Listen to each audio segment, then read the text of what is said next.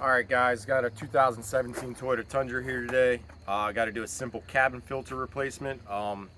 Should be done routinely, probably at least every 30,000 miles, if not maybe 15,000 miles if you live in a dusty, dirty, mountainous environment perhaps. Pretty simple in the Tundra. I think this applies probably to most years of Toyota Tundras, probably 14s to maybe like 20s, 21s or so roughly.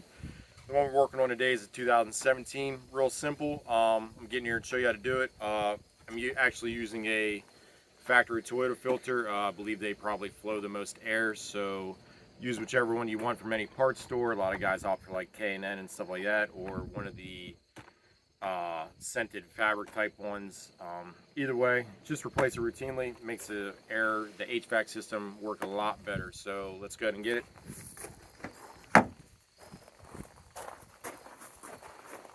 Hopefully you guys can see in here while I do this, but either way, you want to open up the glove box, move any of the contents out of the way, get this stuff out of the way. You'll have a guard here. It's pretty simple. You pop up on this side, lift up.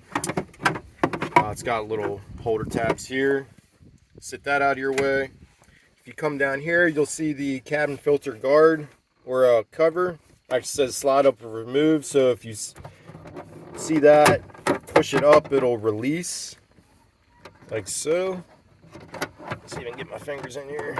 It'll pop that out. You can just lay that down. And behind it, you'll see the lid for the cover. Two little tabs on the side. Squeeze them in, pop it out. And behind that is your actual filter. Slide that out. This one here, I'm unsure of the mileage, but you can see how dirty it is. The pleats are filled pretty good with leaves and whatnot. Luckily, no rodent debris. We'll sit that out of the way.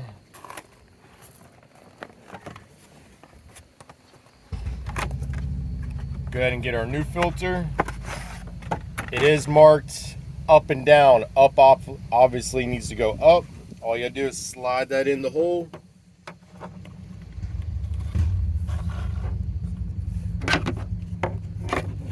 Upside up. Take your lid, is marked up as well. Push that in, make sure both tabs are secure. Grab your guard again. Arrows up. There's two tabs on the side here. These need to be put in and hooked first. You can see in the corner here, hook those in. Push this forward.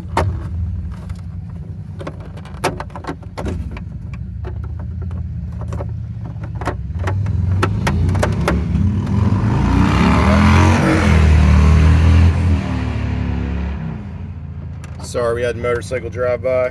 Anyways, let me do that again real quick so you can see. There are little tabs on the bottom edge of this. Push that in, then push back down. It'll lock it in. Then you have your, I guess it'd be like your owner's manual separator for here. Push that in. It's got a tab on the bottom. Normally there's a little tab here. This one's popped off though. In, push down, push that down, and then you can reinstall your contents. Either way, do it routinely and pretty simple install. Have a good day.